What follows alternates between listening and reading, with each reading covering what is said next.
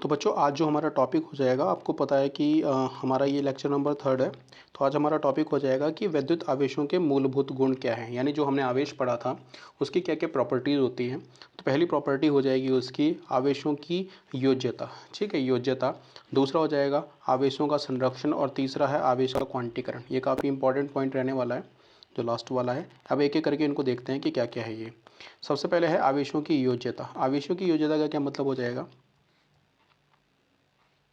इसका मतलब हो जाएगा किसी निकाय का कुल वैद्युत आवेश विभिन्न कणों पर उपस्थित अलग अलग आवेशों के बीजगणितीय योग के बराबर होता है।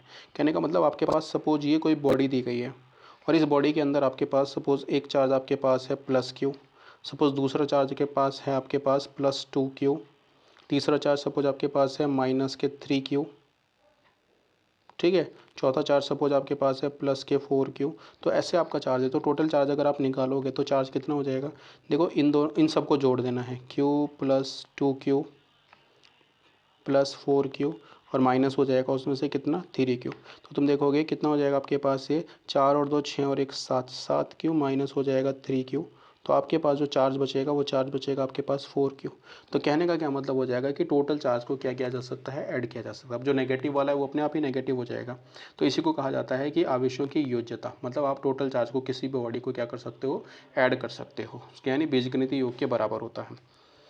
यदि कोई निकाय n कणों से मिलकर बना है, यहाँ पर हमने नंबर दिखा दिया कि हमारे पास क्या है, n निकाय हैं। तो उस पर अगर चार्ज मान लिया जाए हम Q1 Q2 Q3, ये माइनस में भी हो सकता है आपका, और लास्ट आपका Q1 है। तब जो टोटल चार्ज हो जाएगा कैपिटल Q, वो टोटल चार्ज आपके पास हो जाएगा capital Q is equal to Q1 Q2 Q3। बस जो नेगेटिव वाले हैं वो नेगेटिवली आप ऐड करते रहोगे। इसको बोलते हैं अलजेब्रिक या फिर बीजगणितीय योग। तो आई होप पहला जो पॉइंट है आपको क्लियर हुआ होगा कि आप चार्ज को क्या कर सकते हो, ऐड कर सकते हो। ऐसा कोई न्यूमेरिकल भी आपसे पूछ सकता है, नहीं तो हम जब न्यूमेरिकल वाला पोर्शन करेंगे तो इस तरह के क्वेश्चंस भी लगाएंगे।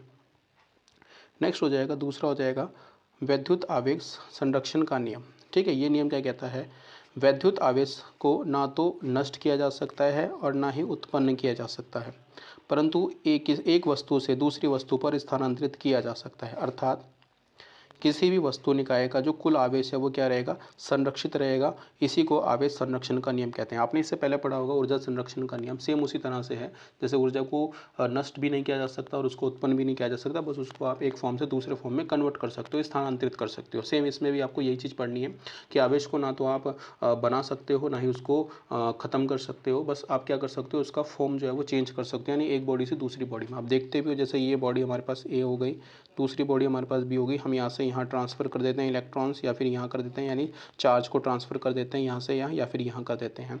तो आप चार्ज को ट्रांसफ़र कर सकते हो। ऐसा नहीं होगा कि आपका चार्ज खत्म हो जाएगा या फिर चार्ज आपका बन जाएगा, चार्ज केवल ट्रांसफ़र होगा। इसी को हम कहेंगे आवेश संरक्षण का नियम। एक मार्क्स में आपसे पूछ सकता है या फिर शॉर्ट मार्क्स में पूछ सकता है, शॉर्ट क्वेश्चन के फॉर्म में, कि आवेश संरक्षण का नियम बताइए, तो ये आवेश संरक्षण का नियम हो जाएगा। नेक्स्ट तीसरा काफ़ी इंपॉर्टेंट पॉइंट है आवेश का क्वांटीकरण। ठीक है, क्वांटीकरण या फिर इंग्लिश में बोलते हैं क्वांटाइजेशन।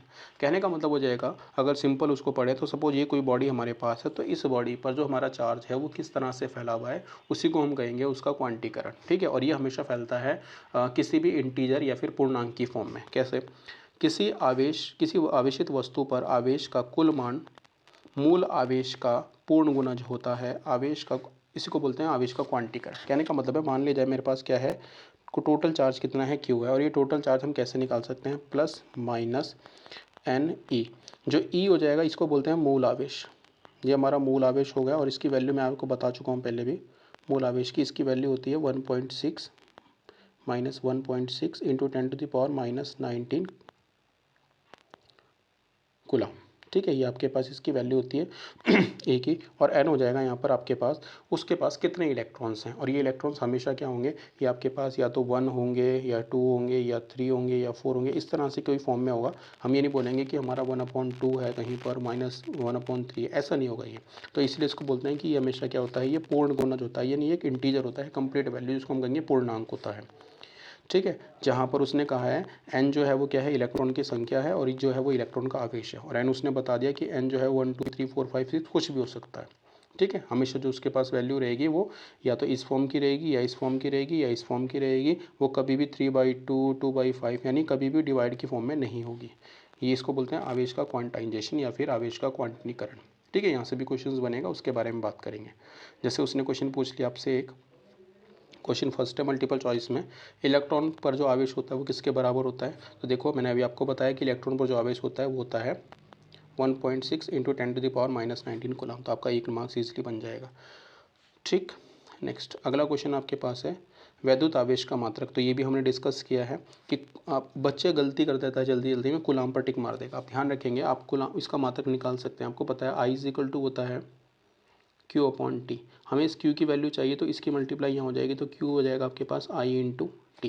देखो आई की वैल्यू हो जाती है, आई का जो मात्रक होता है वो होता है एम्पियर, और टी हो जाएगा वो हो जाएगा सेकेंड।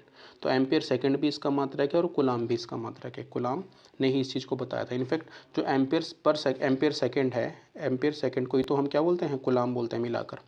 तो ये दोनों ही इसके मात्रक है, तो आपका आंसर जो हो जाएगा वो हो जाएगा दोनों। इसका आप ध्यान रखेंगे। नेक्स्ट क्वेश्चन नंबर 3 है, जब किसी वस्तु को आवेशित किया जाता है तो उसके द्रव्यमान पर क्या फ़र्क पड़ता है। तो आप बता सकते हैं कि उसका द्रव्यमान जो है वो घट भी सकता है और घट भी सकता है। ठीक है, ऐसा नहीं होगा कि बढ़ेगा या घटेगा, वो दोनों ही केस उसके अंदर रहेंगे। इसका मतलब है अचर ना होने का, अचर रहने का मतलब है कि वो चेंज नहीं होगा, भाई चेंज होगा, वो बढ़ भी सकता है और घट भी सकता है। तो इसका मतलब आवेश का उसके द्रव्यमान पर फ़र्क पड़ता है। अगला बात कर लेते हैं इलेक्ट्रॉन क्या होता है। ठीक है, तो इलेक्ट्रॉन क्या हो जाएगा, इलेक्ट्रॉन एक ऋणावेशित अति सूक्ष्म कण है, बहुत छोटा कण है जो परमाणु के नाभिक के चारों ओर चक्कर लगाते रहते हैं। यानी अगर आपने केमिस्ट्री में देखा होगा, ये सबसे अंदर जो होता है इसको बोलते हैं हम नाभिक।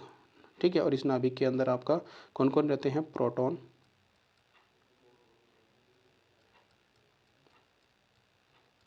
प्लस न्यूट्रॉन, और यहाँ पर इलेक्ट्रॉन चक्कर लगाते रहते हैं बाहर। तो ये इलेक्ट्रॉन जो होते हैं वो बाहर लगाते हैं, किसी क्लास में भी या किसी कक्षा में चक्कर लगाते हैं नाभिक के चारों ओर, ये नाभिक होता है।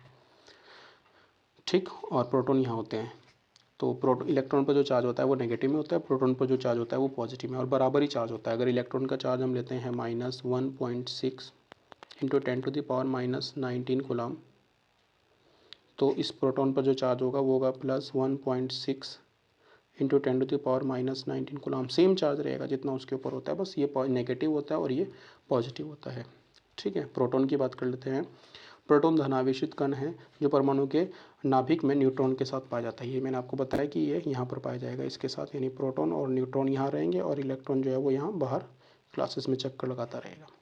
तो ये हमारा लेक्चर नंबर 3 था। आई होप आपको समझ आया होगा। अगर आपको समझ आया तो आप चैनल को शेयर सब्सक्राइब ज़रूर करें, और अपनी जो तैयारी है उसको आप अच्छे पीक पर लेकर जाएं, और इन वीडियोज़ को देखकर आप अपने नोट्स बनाते रहें। थैंक यू, मिलते हैं अपने लेक्चर नंबर 4 में।